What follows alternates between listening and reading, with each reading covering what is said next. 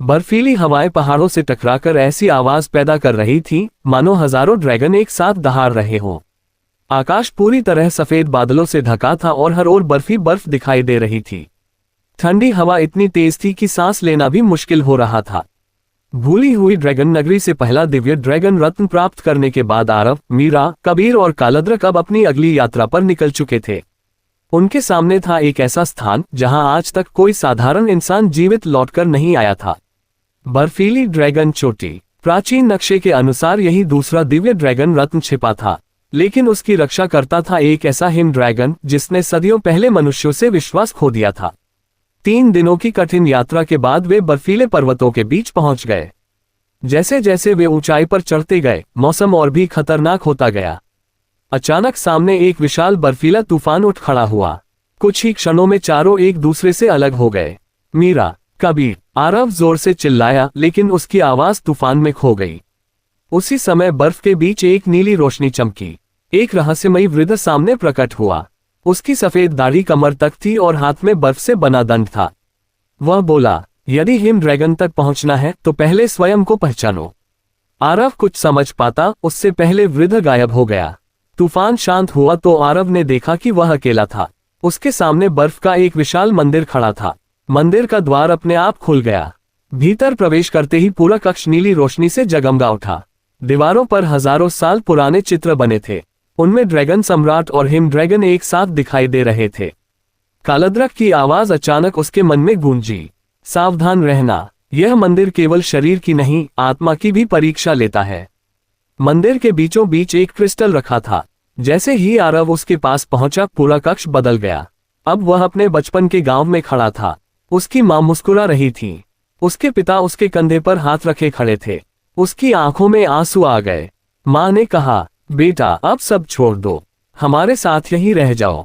एक पल के लिए आरव का मन डगमगा गया, लेकिन तभी उसे मीरा, कबीर और कालद्रक की याद आई। उसने धीरे से कहा, अगर मैं रुक गया तो पूरी दुनिया अंधकार में डूब जाएगी। इतना कहते ही दृश्य टूट गया। मंदिर की पहली परीक्षा पूरी हो चुकी थी। अचानक जमीन कांपने लगी। बर्फ की दीवारों से दर्जनों बर्फीले योद्धा बाहर निकल आए। उनके शरीर पूरी तरह बर्फ से बने थे। उन्होंने एक साथ हमला कर दिया। आरव ने ड्रैगन ब्लेड निकाली, लेकिन उसकी अग्नि शक्ति बर्फ के सामने कमजोर पड़ रही थी। हर वार के बाद योद्धा फिर से बन जाते। उसी समय उसके भीतर समाये पहले दिव्य रत्न से नीली ऊर्जा निकलने लगी। उसकी तलवार पर बर्फ जैसी चमक फैल गई। अब हर वार के साथ योद्धे पूरी तरह टूटकर बिखरने लगे। कुछ ही मिनटों में पूरा कक्ष शांत हो गया। मंदिर का अंतिम द्वार खुला। उसके पीछे एक विशाल गुफा थी। गुफा के बीचों बीच बर्फ का एक सिंहासन बना था और उस सिंहासन पर बैठा था महान हिम ड्रैगन हिमोर। उसका शरीर चांदी जैसी चमक वाली बर्फ से बना था। उसकी नीली आंखें किसी हिमखंड की तरह ठंडी थीं। उसने धीरे से आंखें खोली। पूरी गुफा उसकी सांस से कांप उठी। मनुष्य, तुम यहाँ क्यों आए हो? आरव ने बिना डरे उत्तर दिया, मैं दूसरा दिव्य ड्रैगन रत्न लेने आया हूँ, दुनिया को बचाने के लिए। हिमोर हंसा, मनुष्य हमेशा यही कहते हैं, फिर शक्ति मिलते ही सब बदल जाते हैं। अचानक हिमोर ने अपने विशाल पंख फैलाए। पूरा पहाड़ बर्फ में जमने लगा। उसने कहा, अगर रत्न चाहिए तो पहले मेरा विश्वास जीत कर दिखाओ। इतना कहते ही उसने एक जोरदार गर्जना की। बर्फ की दीवारें टूट गईं। सैकड़ों बर्फीले दैत्य गुफा में उतर आए। आरव ने तलवार उठाए, लेकिन हिमोर बोला, इनसे लड़कर नहीं, इन्हें बचाकर दिखाओ। आरव हैरान रह गया। तभी उसने देखा कि दैत्य किसी अदृश्य शक्ति से नियंत्रित हो रहे थे। उनकी आंखों में दर्द था।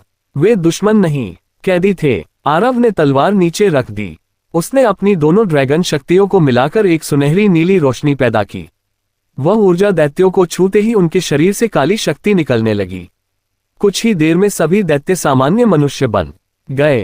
हिमोर पहली बार मुस्कुराया। 1000 वर्षों में पहली बार किसी ने उन्हें मारने के बजाय बचाने का प्रयास किया। उसने अपना सिर झुका दिया। तुम सच में ड्रैगन सम्राट बनने के योग्य हो। उसी समय पूरी गुफा में तेज कंपन हुआ। एक जोरदार विस्फोट हुआ। गुफा की छत टूट गई। विराक्ष अपनी सेना के साथ वहां पहुंच चुका था। उसके पीछे दूसरा विनाशकारी ड्रैगन उड़ रहा था, पहले से भी विशाल, पहले से भी अधिक शक्तिशाली। विराक्ष चिल्लाया, हिमोर, दूसरा रत्न मुझे सौंप दो। हिमोर ने गरज कर उत्तर दिया, जब तक मैं जीवित हूं कोई इस रत्न को नहीं छू सकता। भीषण युद्ध शुरू हो गया। हिमोर और विनाशकारी ड्रैगन आकाश में भिड़ गए। उनकी टक्कर से पूरे पहाड़ में हिमस्खलन शुरू हो गया। मीरा और कबीर भी उसी समय गुफा तक पहुंच गए। वे अंधकार सैनिकों से लड़ने लगे। कालद्रक भी विशाल रूप में युद्ध में उतर गया। विराक्ष सीधे आरव की ओर बढ़ा। दोनों के बीच तलवारों की भीषण टक्कर होने लगी। विराक्ष अब पहले से कहीं ज्यादा शक्तिशाली था। उसने आरव को कई बार पीछे धकेल दिया। तभी हिमोर ने जोर से पुकारा, आरव, रत्न तुम्हारा इंतजार कर रहा है। गुफा के बीचों बीच बर्फ का स्तंभ चमकने लगा। आरव उसकी ओर दौड़ा। जैसे ही उसने स्तंभ को छुआ, वह टूट गया। उसके भीतर से चमकता हुआ सफेद नीला रत्न बाहर निकला।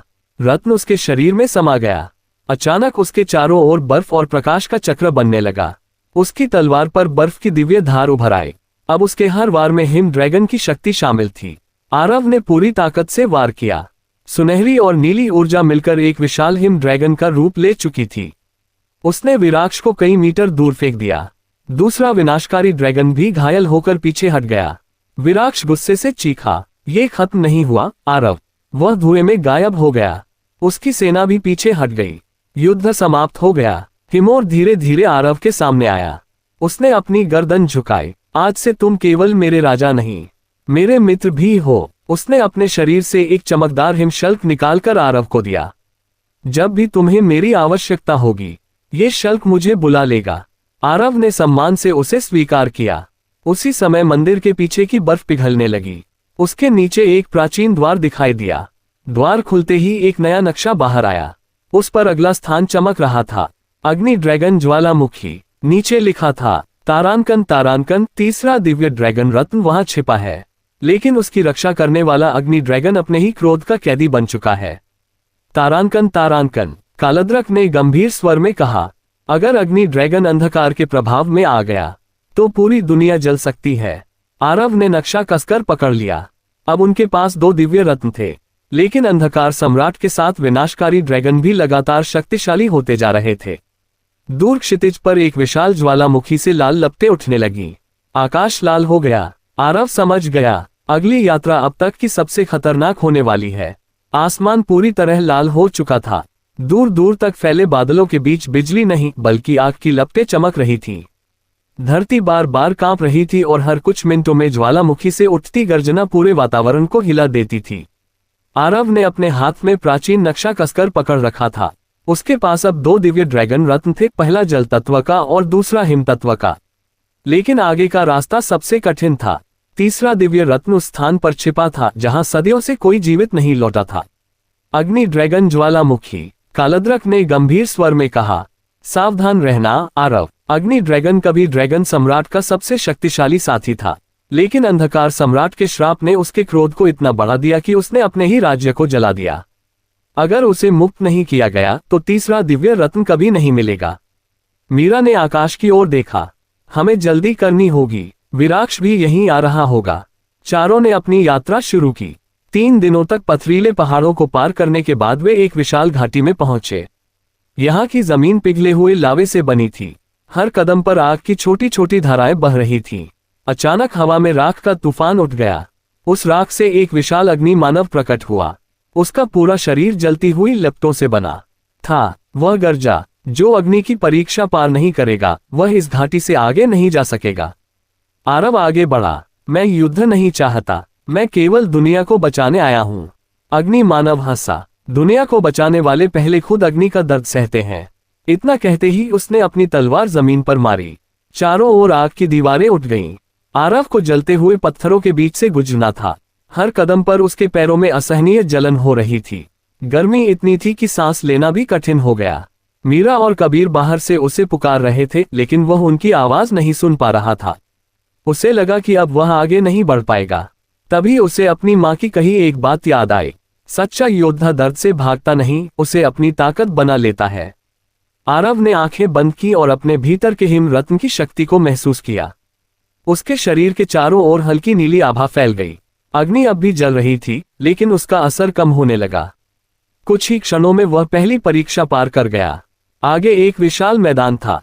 अचानक उसके सामने उसके पुराने दुश्मन दिखाई देने लगे। वह लोग जिन्होंने उसके परिवार को धोखा दिया था। उनमें विराक्ष भी खड़ा था। विराक्ष हंसते हुए बोला, अगर बदला लेना है तो अभी ले लो। आरव की आंखों में गुस्सा भर गया। उसने तलवार उठाए, लेकिन जैसे ही वह हमला करने वाला था, कालद्रक की आवाज उसके मन में गूंजी। क्रोध से लिया गया निर्णय हमेशा विनाश लाता है।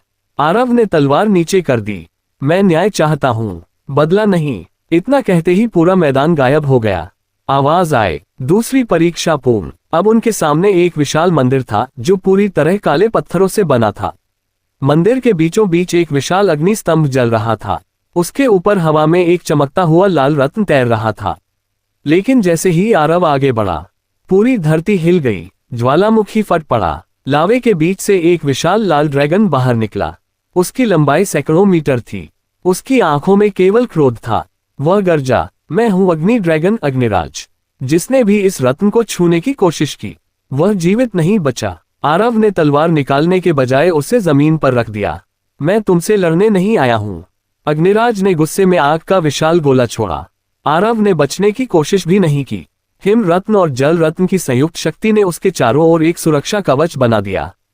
अग्निराज चौंक गया। तुमने हमला क्यों नहीं किया? आरव शांत स्वर में बोला, क्योंकि मैं जानता हूं कि तुम्हारे भीतर अभी भी वही महान रक्षक जीवित है। कुछ क्षणों के लिए अग्निराज की आंखों का लाल रंग हल्का पड़ गया, लेकिन तभी आकाश अचानक काला हो गया। विराक्ष अपनी विशाल सेना और तीसरे विनाशकारी ड्रैगन के साथ वहां पहुंच चुका था। वह जोर से हंसा। बहुत भावुक बातें हो गईं। अब रत्न मेरा होगा। उसने अंधकार की ऊर्जा अग्निराज की ओर फेंकी। वह ऊर्जा सीधे उसके शरीर में समा गई। अब अग्निराज पूरी तरह अंधकार के नियंत्रण में आ चुका था। उसकी आंखें काली हो गईं। उसकी आग काली लपटों में बदल गई। पूरा ज्वालामुखी युद्ध भूमि बन गया। कालद्रक तीसरे विनाशकारी ड्रैगन से भिड़ गया। मीरा अपने अग्निरोधी तीरों से सैनिकों को रोक रही थी। कबीर ने लावे के बीच लड़ते हुए कई अंधकार योद्धाओं को पीछे धकेल दिया। लेकिन सबसे कठिन लड़ाई आरव की थी। उसे अग्निराज को हराना नहीं, बचाना था। आरव मंदिर के केंद्र तक पहुंचा। उसने लाल रत्न को छुआ।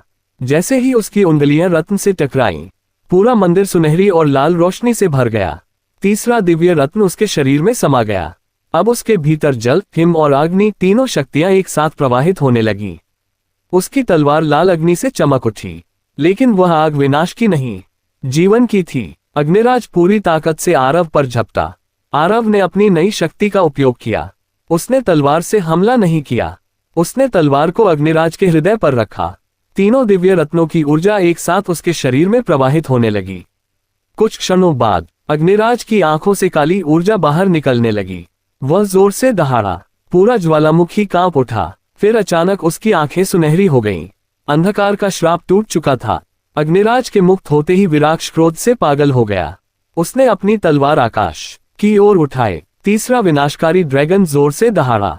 अचानक ज्वालामुखी के नीचे छिपा एक विशाल दरवाजा खुल गया। उसके भीतर से काले लावे की नदी बहने लगी। कालद्रक का चेहरा गंभीर हो गया। नहीं, यह अंधकार की अग्नि है। अगर यह बाहर फैल गई तो पूरा महाद्वीप जल जाएगा। आरव, कालद्रक और अग्निराज पहली बार एक साथ लड़े। तीनों ने अपनी शक्तियां मिलाईं। एक विशाल सुनहरा अग्नि ड्रैगन आकाश में प्रकट हुआ। उसने तीसरे विनाशकारी ड्रैगन को पीछे धकेल दिया। विराक्ष समझ गया कि इस बार जीतना संभव नहीं। वह पीछे हटने लगा, लेकिन जाते जाते उसने हंसते हुए कहा, तुमने 3 रत्न पा लिए, लेकिन मुझे वही मिल गया जिसकी मुझे तलाश थी। इतना कहकर उसने काले लावे से एक छोटा काला क्रिस्टल निकाल लिया और धुएं में गायब हो गया। युद्ध समाप्त हो चुका था। अग्निराज ने आरव के सामने अपना सिर झुका दिया। आज से मैं तुम्हारा साथी हूं, ड्रैगन सम्राट। उसने अपनी एक अग्निशल्क आरव को दी। जब भी मुझे बुलाओगे, मैं तुम्हारे साथ रहूंगा। तभी मंदिर के पीछे की दीवार अपने आप खुल गई। वहां एक प्राचीन शिलालेख था। उस पर लिखा था, 4 दिव्य रत्नों के बिना अंधकार के हृदय को नहीं रोका जा सकता। नीचे अगला स्थान चमकने लगा, तूफानी ड्रैगन द्वीप, और उसके नीचे चेतावनी लिखी थी, चौथे दिव्य रत्न की रक्षा वह ड्रैगन करता है जिसने हजारों वर्षों से किसी जीवित प्राणी को अपने द्वीप पर कदम नहीं रखने दिया। आरव ने गहरी सांस ली। अब उसके पास 3 दिव्य रत्न थे, लेकिन विराक्ष के हाथ लगा काला क्रिस्टल किस रहस्य की चाबी था? क्या वह अंधकार सम्राट की अंतिम योजना का हिस्सा था? दूर समुद्र की दिशा में अचानक काले बादल इकट्ठा होने लगे। उनके बीच से नीली बिजली लगातार चमक रही थी। कालद्रक ने गंभीर स्वर में कहा, अगला सफर हमारी अब तक की सबसे खतरनाक परीक्षा होगा। आरव ने अपनी तलवार मजबूती से पकड़ ली। उसकी नजर क्षितिज पर थी, जहां तूफान उनका इंतजार कर रहा था। जानिए अगले रोमांचक एपिसोड में। अगर आपको यह एपिसोड पसंद आया तो चैनल को सब्सक्राइब करें। अगला एपिसोड जल्द आ रहा है।